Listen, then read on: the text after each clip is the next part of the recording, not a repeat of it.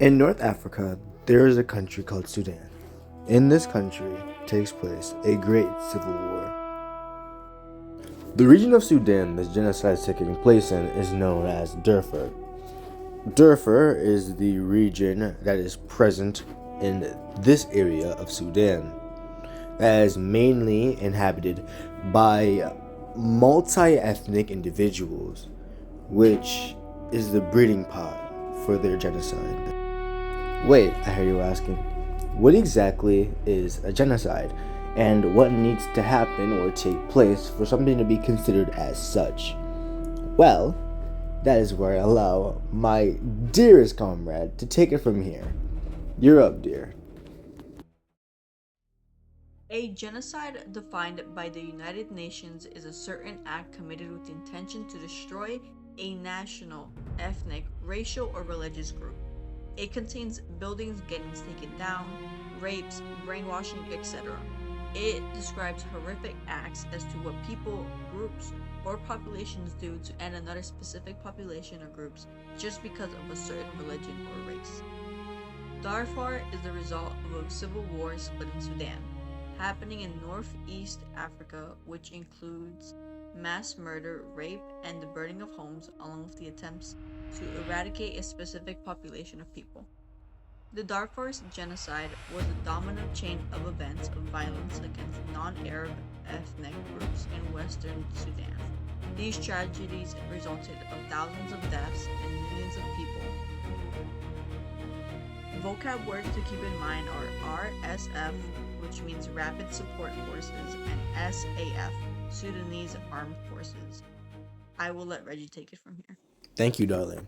Now, onto my favorite aspect of everything in life, the politics. You see, long before this Sudanese state, there was a sultan in the region. His name was, forgive me for butchering this name, Fur-Kira's dynasty. However, in the midst of the British Empire's conquest high and trying to annex anything that they could land people on into their empire, they managed to annex Darfur in 1916 after the defeat of its last sultan.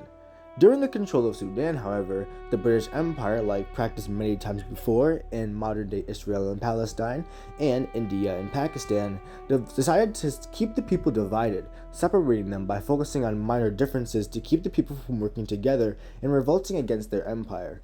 This same tactic has been used and worked successfully for the British Empire, continuing on their spews of conflicts happening around the world, like in South Africa, India, Pakistan, Israel, and Palestine, and now in Sudan.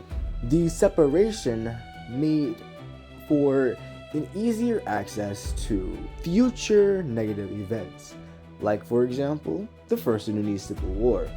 However, the First Sudanese Civil War was more like the American Civil War in a sense.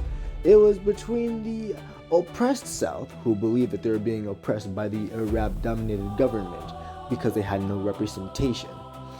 This civil war lasted for 17 years from 1955 to 1972, after the North agreed to the South to retain their strong control in affairs, essentially giving them a large amount of autonomy. However, just like a lot of agreements, the Second Sudanese Civil War erupted after the North basically said, actually, we're not going to do that. And the official language of the nation was forced to be Sharia, Islam law, across all of Sudan. This led to an uprising with the Sudanese People's Liberation Army fighting over self-determination and control over resources. It paved the way for South Sudan's secession from the state in 2011. In 2003, a separate conflict emerged when non-Arab ethnic groups in Western Sudan rebelled against the capital of, I'm not pronouncing that, due to the government's economic neglect of the population. Dictator Omar al-Bashir responded by weaponizing an Arab nomadic militias known as the Ganjaweed. The Janjaweed? But the Ganjaweed would be so much more cooler. They used them to silence the local populations from rising up against the regime. During this time period, he also took use in a strategy known as scorched earth, which is the destruction of houses, land, and other natural things in order to prevent its inhabitation. This action was later acknowledged by international courts as an official genocide.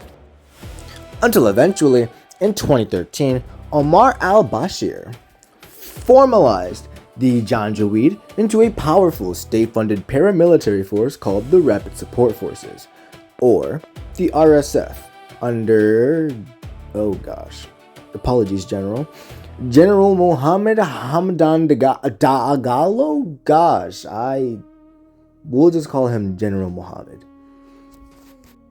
Now, the names of the following are probably people you're going to want to remember. The following include Omar al-Bashir, who was the president of Sudan from 1989 to 2019. He was also the first leader by international criminal courts to be charged for war crimes, crimes against humanity, and 3 counts of genocide. Or in other words, he was a pretty jerky guy. Abdul Rahim Mohammed Hassan was Sudan's defense minister during the climax of the violence, who was also convicted by the ICC to have led multiple mass rapes and killings across Darfur. Also a pretty jerky guy. Ahmed Haran was Sudan's Minister of State for the Interior and later Humanitarian Affairs Minister, was also convicted by the ICC for supporting the Janjaweed militia and directing attacks on civilians, or in other words, a really jerky guy. But the last 2 I feel restore faith in humanity. Many Minowi fought against the Sudanese government and its proxy militias, or in other words, the Janjaweed. In my eyes, the enemy of my enemy is my friend, and when somebody's killing innocents and then somebody else kills the people who are killing innocents, they are morally better in that sense. And then you have Khalil Ibrahim, who was the founder and leader of the Justice and Equality movement in Sudan, or in other words, the Guys Let's Stop Fighting Each Other movement, which is a movement I can get behind. Colonization has shaped Darfur's political, social, and economics, leaving long-term outcomes that fueled more conflict and inequality, with British Egyptian rulers favoring Arab-identifying groups and pushing aside African communities like the Fur and Masalid and Zagahawa. This established a deep racial split. This would aid the violences between races for decades. Even when they were decolonized, they weren't truly independent. With the annexing of Fur Sultanate in 1916, which ended centuries of local rule and centralized Darfur as a Sudanese state dominated by Khartoum elites. During the decades of colonization, Darfur was treated as an outer region, which means less developed areas due to resource exploitation. Outer regions were heavily neglected, with little investing in education, infrastructure, and healthcare. With most cases, this leads to even more violence within the community because of the competition over resources. This treatment continued until it left Darfur struggling economically. The division between racial and economic classes helped the Darfur genocide and ongoing violence. In general, with the corruption and instability the Sudanese state has, creates a weak development which then contributes to the rebellion and dehumanization in Darfur. What I will now state are the testimonies of Darfur survivors. This is the testimony from Brian Steidel, a former U.S. Marine. Brian Steidel was invited to serve in Darfur as an unarmed military observer and U.S. representative to the African Union. During his time, the attack on Allied forces occurred and had injured many. Brian claims he saw a mother carrying her baby up to him. Thinking he was a doctor, the mother begged for help. The 1-year-old had been shot, with the wound entering the baby's lower right side and exiting the lower left side of her back. She was not breathing very well, and Brian was unable to help the baby, just able to write a report and take a photograph. This is one of the first photographs he took while being in Sudan, and it was 1-year-old Milhad Hamid, who was shot and later passed away because of an attack. Oftentimes, as outsiders, looking into the Sudanese conflict, we don't see the true horrors. We oftentimes just see numbers. So on a serious note, I would like to talk. It's not like I don't understand. Numbers alone have no meaning to us humans, because numbers can't get married. Numbers can't have kids. Numbers can't go to school and care for their education. Numbers can't have dreams.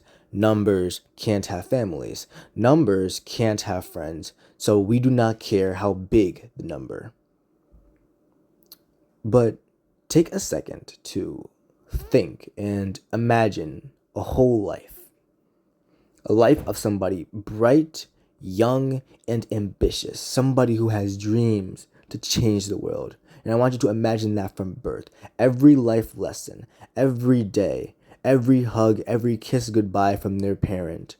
I want you to imagine it in your head. I want you to also imagine them a name. And then I want you to imagine their death, all under the age of 30. And then I want you to do that 60,000 times. That, I fear, is the only way, as outsiders, can we conceive of how disgusting and brutal this genocide is. With that, I must conclude the video. Thank you guys for watching. I appreciate you guys' support on my channel, my videos. Shout out to our WELA teacher that allowed for me to create this video. And a humongous, ginormous shout out to my team who did a lot of the research for this video. And gotta say, great job, guys. It was absolutely amazing. And if it wasn't for them, this video wouldn't be here. So make sure you guys are thankful for their assistance as well. And with that, that's the end of the video. I mentioned last time, I have no idea how to end videos. So let's hit the Saki Harvin polka!